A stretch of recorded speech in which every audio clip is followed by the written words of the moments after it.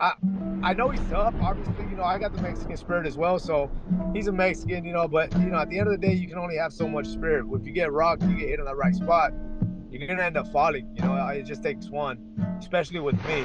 But I really am. I'm prepared for a war. I'm prepared to go out there and blood, sweat, and all that to come out. But I'm expecting a war.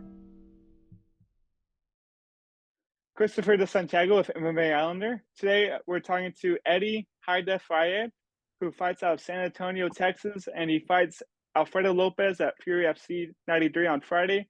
Eddie, how's it going today? Going good, man. Like I said, we are a few days away from the fight, man. That's pretty much what I've been laser focused on. And I feel good, man. I'm not stressing weight cut too much, and spending time with my kids right now. Might do a little light workout later on, and I'm just awaiting now. I'm just like I feel just like a lion, just waiting as I look at my prey. Awesome, man. I just got done talking to your teammate Zach Borrego. I believe. What's it like to share a card with so many of your teammates, like Patty Ferguson? I believe there's another one as well.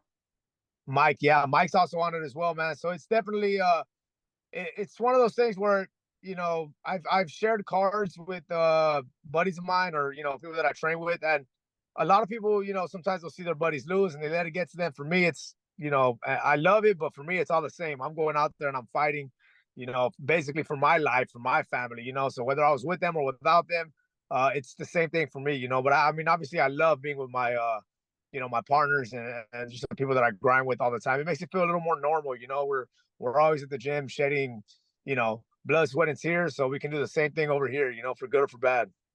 Mhm. When I was talking to Borrego, he said that there's a certain pressure that comes with fighting at home. Do you feel it on fight week? Do you feel it on fight night? And does it even help you in the fight?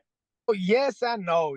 At the end of the day, you're still going out there and fighting. You're still going out there and getting punched, or you're gonna punch them. So I do feel that. I think I've grown accustomed to hearing my name chanted. So for me, it's much more of a all right, let's go. Like I've had fights where I fought outside of here, and to me, it's again nearly the same thing. You're going out there, you're gonna give it all you got. Win, lose, or draw. You know what I mean? You're either gonna it's your own flag you got to carry. You got to carry that cross regardless.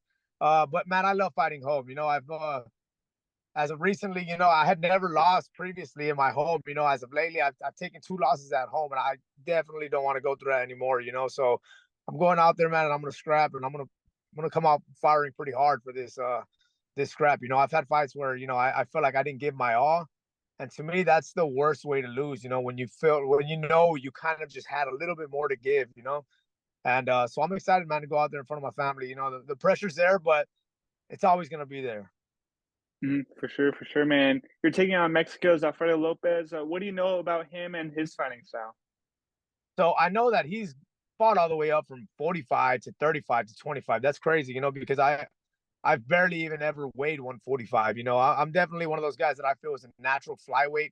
I feel like a lot of these guys, man, that are flyweights that we know in Fury and even in the UFC everywhere, they're weight bullies, and it's definitely one of those subjects that I want to say sore on, but I call it what it is, and I've heard it plenty of times. It's like sanctioned cheating. You got guys at 160, 165, cutting at 125.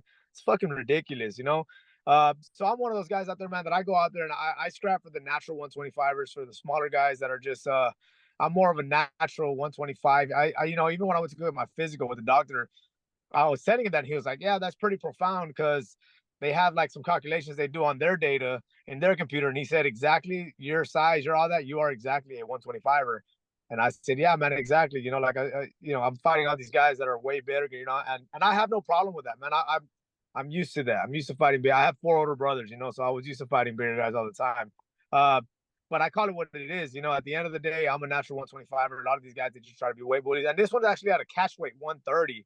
I guess he likes that Mexican food down there too much. He can't make 125, So it is what it is, but yeah, man, the good thing is I don't got to cut that weight. And Mm-hmm. he's a striker for sure. He's a bit wild. He has kind of a brawler type of style, and that's what we're coming in prepared for. Uh, I have gotten into some brawls, but I can be pretty technical as well. And one thing I know is that the brawlers catch that right hand. A lot of times they end up falling. So I'm excited about that. So was this matchup originally scheduled for 125 pounds? And if so, when did he decide to change it or ask to change it? No, so I've we got this fight and they mentioned right out the gate. I think it was with about 6.5 weeks left. We didn't have him with a full 8 weeks, but it's about 6.5 weeks. They said, hey, we got this guy. He says he cannot make 125 though. I guess it's because it might be his first time cutting this low. I think his last fight was at 45. So I'm guessing they're gonna try to test the waters and go a little lighter. So we knew right out the gate what it was, and I thought about it and I was like, man, well, I mean, it is what it is. Fighting the bigger guy, but I was like, man, I won't have to really go in the sauna. By the time I'm done water loading, I'm usually at about 131. Those last 5, 6 pounds are in the sauna. So I'm pretty excited about that. I feel pretty good right now. Instagram post, you said that fighting is a feeling like no other. So can you just tell me about that feeling of getting a knockout, especially in 15 seconds? What is that like? So I've had a 10, 12, and a 13-second knockout. I love that feeling. There's no other feeling like that, man. I've had a decision win. I haven't had a sub win. I will tell you that, but nothing's gonna compare to knocking somebody out in front of your people. And man, it every time I've done that, I always feel like, hold on, is that really it? Like this guy's about to get up and we're about to go to war right now.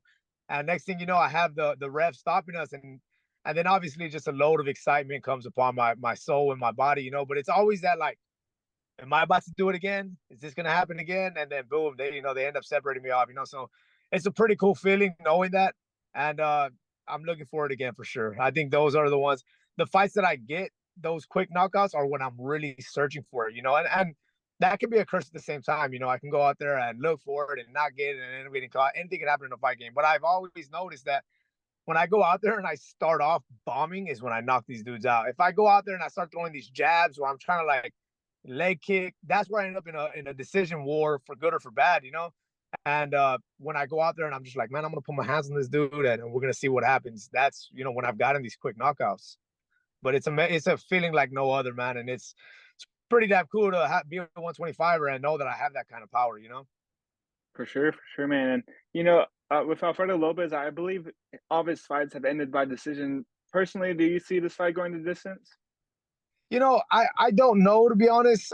It's one of those things where I prepare for a war all the time. But again, a lot of it is just the way I've noticed how I start fights. And a lot of times when I start it kind of being on the defensive side, not so much looking to go first, that's when I end up in these decision fights. But when I go out there and I'm just like, I'm gonna fucking knock you out, dude. Like, I'm coming out here to put my hands on you and put them on you hard. And in a way, it's almost like a way of fighting, and I won't say with fear. And we all have that kind of deep down fear. But I go out there and I think, like, I can't let this dude hit me. I've got to hit him as hard as I can before he hits me. That's when I end up, knocking these dudes out. So I I know he's tough. Obviously, I got the Mexican spirit as well. So he's a Mexican. But at the end of the day, you can only have so much spirit. If you get rocked and you get hit in the right spot, you're gonna end up falling. It just takes one, especially with me. But I really am. I'm prepared for a war. I'm prepared to go out there and blood, sweat, and all that to come out. But I'm expecting a war. But I wouldn't be surprised if I knock him out quick either way. Most definitely, man. And you come from Mexican heritage, I believe, right?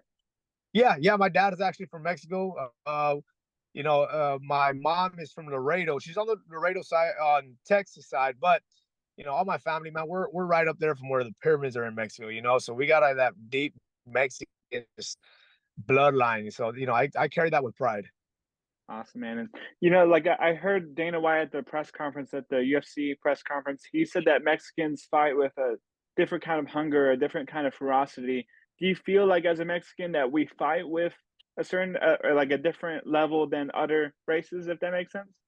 I think so. The guys that I've had, pretty much a lot of my fights have been with Mexicans. And the ones that were a little more Mexican, the ones that are a little darker, and you can tell that are kind of from, those are the ones that I've had the craziest war with. So yeah, man, it does feel like that. I don't, now that I think about it, I think so. There's just something about just being a Mexican and just going out there and just biting down on your mouthpiece and just going. And I think a lot of that is because I feel like we're definitely we're undervalued in this country, and just I think across the world.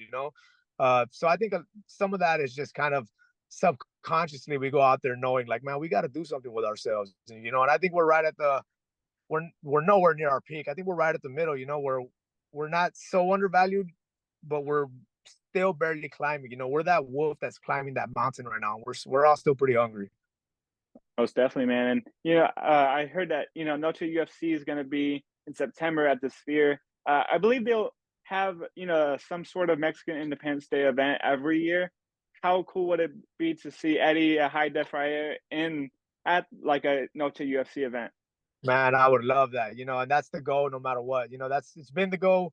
Uh, just having that, man, would definitely be something that is a goal that we've worked for since I was 16. You know, and I know these next two fights are huge for me. You know, 2 3 fights. I think we go out there and we take care of these next 2 3 fights. I get my call. Especially when you hear a 125 that's knocking guys out in seconds. That right there is my ticket to the gold mine, to the UFC. You know, so I know a lot of people don't really have that, especially in my weight class. So for me, I take that with me and I carry it with pride. Awesome, Eddie. And last question I had it for you, man. I didn't want to take much of your time today, but what can the fans expect to see from you in San Antonio, Texas, your hometown, on Friday night? Man, I'm going out there this time, man, and I'm really just the fans can just expect me to go out there and put on a high def show. You know, I carry that with pride. You know, every time the people are screaming my name, I really take that to heart. And I know that at the end of the day, money's tight for everybody. You know, so if you paying $90 for a ticket, 65, whatever it might be, I'm gonna go out there and I'm gonna make that every dollar worth it. You know, so I'm going out there, man, to put on a show. They can expect me to fight my heart out, win, lose or draw. You guys are gonna see me just give it all I got.